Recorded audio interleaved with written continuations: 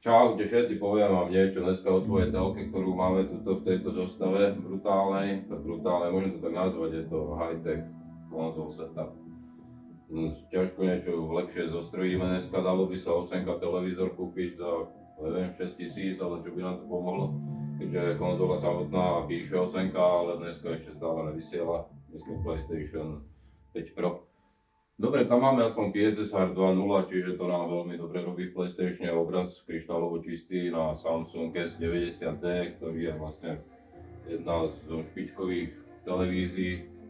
Samsung chcel ísť do LG niekedy, hovorím si kúpime LG G4, to bolo v tej dobe 2024 celkom taká atraktívna televízia alebo telka. No nešiel som do nej, lebo táto má viacej výhod. Musíme začať, že kvôli PlayStationu som vlastne celý tento setup kupoval, aj ten televízor. A tým pádom potreboval som HDMI 2.1 v telke, čo som predtým nemal, mal som TLC, myslím nejaký C735, myslím televízor.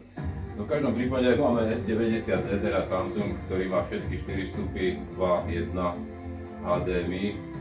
Čo sú pre mňa úžasné, neviem teda to LG myslím má iba jeden alebo dva tie vstupy, čo ja by som hneď dva zapratal, lebo tu máme Q990D, najlepší soundbar na svete, je to král soundbarov. Tu má subwooferík krásny, trošku väčší, ťažší, ale má a dobre to hrá.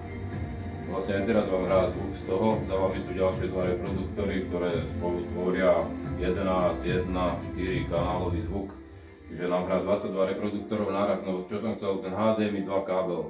Toto samotné môžem prepojiť priamo konzolu, dám do soundbaru, zo soundbaru dám kábel 2 jednotkový HDMIčkový priamo do telky a zvuk aj všetko bude kryštálovo čisté v jednom smere. No nespravil som to tak, mám nakoniec zapojenú HDMI 2.1 aj konzolu a v druhom HDMI 2.1 má zapojený reproduktor, lebo ne vždycky počúvam hudbu iba cez tento reproduktor, áno. Ne iba cez to používam ešte k tomu aj, neviem, kde ho mám, JBL, tu toho máme. Niekedy, keď vám nahrávam videá, tak použijem klasické JBL, myslím, že má 60 alebo 40 W, je to, no, dám tu kúsok od mobilu, na ktorý natáčam na Xiaomi 14 Ultra. A tam nám to potom vlastne znie a hrá nám hudba z tohoto stereo. Áno, nepočujeme tam Dolby Atmos, ja to skúsim na budúce natočiť video aj Dolby Atmos. Neviem, jak to spracuje YouTube, či tam budeme počuť Dolby Atmos. Ja mám telefón, ktorý má Dolby Atmos, má Dolby Vision, má HDMI, myslím 10+. Mám tam krásny obraz, tento telefón vlastne bol špičkový, najlepší telefón v roku 2024, keď som kupoval aj ten televízor. Či to bolo lacné, no nebolo to ani také drahé, ak by ste si mohli mysleť, lebo som to kúpil predsa len s odstupom času, odkedy to vyšlo, takže ono to brutálne ide dole každý mesiacom alebo každý štvrť rok ide tá cena dole. Nakoniec sa vám môže stať, čo dneska, že rok 2026 iba začal a toto je 2024 model, ale už ho nekúpite. Niekde ešte ho majú na skladoch, nevravím, že hej, že není vôbec, niekde sa možno dá kúpiť, ale skôr vám teraz o tom rozprávam a niečo vám aj poviem na základe toho, že keď budete kupovať z druhej ruky už od niekoho, dajme tomu, alebo z bazáru a podobne. Je dobre vedieť, že iba 65-palcový Samsung S90D je QD OLED, Quantum Dot OLED.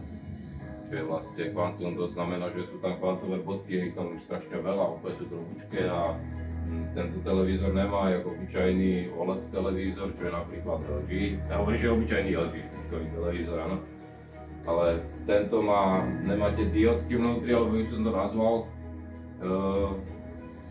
Nemáte ledky tam biele a nejdú pre žiadne clony, preto kryštálové. To je jedno aké, čo by menili farbu z bielej na červenú, pomarančovú, modrú.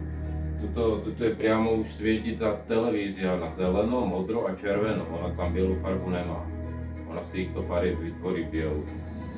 Dá sa krásne doladiť, ten televízor má nastavenie na 2 body aj na 20 bodov. 20 bodové nastavenia neviem zohnať ani len na internete, že ak sa to má spraviť, to už treba dať špeciálnym odborníkom do servisu si naladiť. Treba to dať spraviť, keď chcete vážne bielu, úžasnú, alebo to vedieť si na tie 2 body doladiť sami.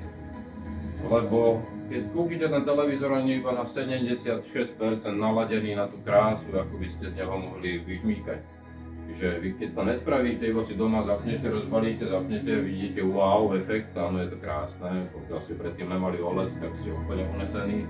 Pokiaľ ste mali, budete unesení z tých farieb, lebo kontrast je vám jasné, že na OLED televízoroch je brutálna čierna a biela vie byť krásna biela a kontrast je nádherný. Jo. Takže asi tak, no.